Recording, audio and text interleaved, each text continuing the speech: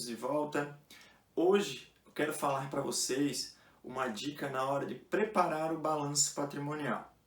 Então, imagine que vocês têm uma empresa, uma empresa de grande porte, como uma Petrobras, uma BRF, uma Vale, ou até uma empresa de pequeno e médio porte, o tamanho da lista que é o seu inventário geral.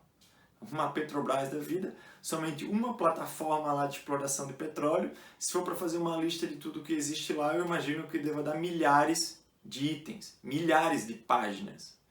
Então, como que eu iria preparar um balanço patrimonial com milhares de itens? Ficaria algo inviável. Não só inviável em termos de preparação, pelo volume que ele ocuparia, como também inviável e perderia o propósito do que é a contabilidade, que é de fato gerar informações para a tomada de decisão. Do que adianta você ter uma lista de 50 mil páginas de itens? Isso pouco lhe adianta. Você precisa ter uma informação mais concisa para de fato poder tomar uma decisão. Então por isso que o balanço patrimonial ele tem alguns agrupamentos, algumas estruturas. Vocês verão, e eu falarei para vocês ainda nas aulas seguintes, sobre a estrutura completa, que o balanço é dividido em ativo circulante e não circulante. Dentro dessa estrutura tem os seus grupos e subgrupos, o passivo da mesma forma. E existe toda uma ordem de classificação do que aparece primeiro no meu balanço patrimonial e o que vai aparecendo na sequência, e também tanto no lado do ativo como no lado do passivo. Contudo, eu queria me ater agora a mais uma etapa inicial ainda do balanço patrimonial. E nós teremos a oportunidade mais adiante de nos avançarmos um pouco nesse conteúdo.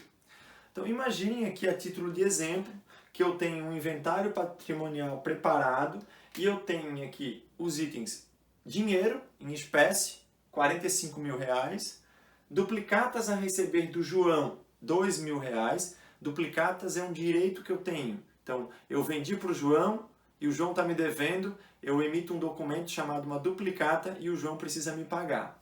Então eu tenho duplicatas a receber do João, duplicatas a receber do Pedro, de 3 mil, eu tenho um ônibus, uma van, um caminhão e eu tenho salários a pagar.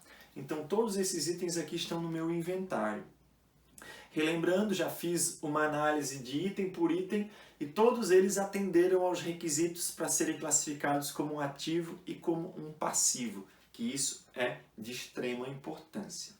Então agora eu preciso preparar o meu balanço patrimonial.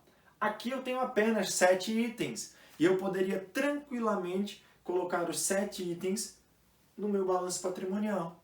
Eu teria aqui, pelo que eu vi, 6 itens que são ativo, por exemplo, o dinheiro, direito, duplicata a receber, direito, duplicata a receber, direito, um ônibus é um bem, uma van é um bem, caminhão é um bem e salários a pagar é uma obrigação. Então eu poderia pegar esses 7 itens e transpor para cá, mas eu posso e devo agrupar esses itens. Então, por exemplo, o dinheiro na contabilidade normalmente é chamado de caixa ou bancos. Então eu vou pegar aqui a conta caixa e vou transpor os R$45 mil que eu tenho em caixa. Duplicatas a receber, imagine que eu tenho uma lista aqui com 500 duplicatas. Eu posso agrupar numa única conta chamada de clientes. Somo as duas, que nesse caso dá R$5 mil. Veículos, eu posso agrupar o ônibus, a van e o caminhão numa única conta chamada veículos. Então eu vou ter 200 mais R$400 mil nessa conta de veículos.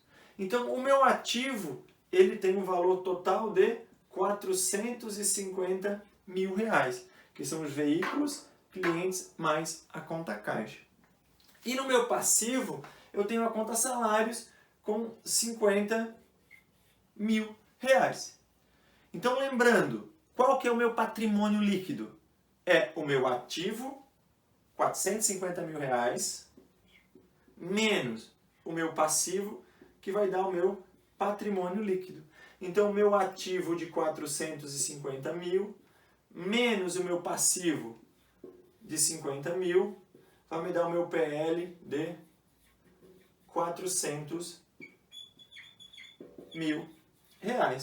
e aqui então eu tenho 450 mil, porque a soma do meu passivo mais o meu PL, 450, tem que ser igual ao valor total do meu ativo.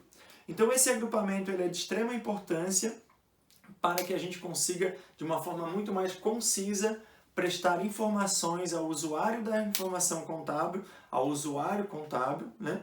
E aí, então a gente cumpre com o propósito, por que a gente está preparando essa demonstração, que é o balanço patrimonial. E reforço, o balanço patrimonial é uma fotografia estática daquele momento. Então esse balanço patrimonial, ele obrigatoriamente precisa ter o cabeçalho referindo a qual companhia, qual empresa que ele pertence e em qual momento ele foi preparado. Esse daqui foi preparado em 31/12 de 2019. Então, quando eu leio esse balanço, eu vejo isso daqui, eu sei que essa é a posição da empresa em 31/12 de 2019. Como era no dia anterior ou como foi no dia seguinte, essa informação aqui não está disponível nessa demonstração contábil. Então, isso é muito importante para vocês nunca se esquecerem desse ponto e desse detalhe. E não se esqueçam de colocar o cabeçalho, tá bem? Mais adiante a gente vai tratar então com mais detalhe da ordem de apresentação dessas contas e dos outros grupos que existem dentro do balanço patrimonial. Mas, para esse momento, acredito que é essencial vocês saberem que é possível fazer esse agrupamento.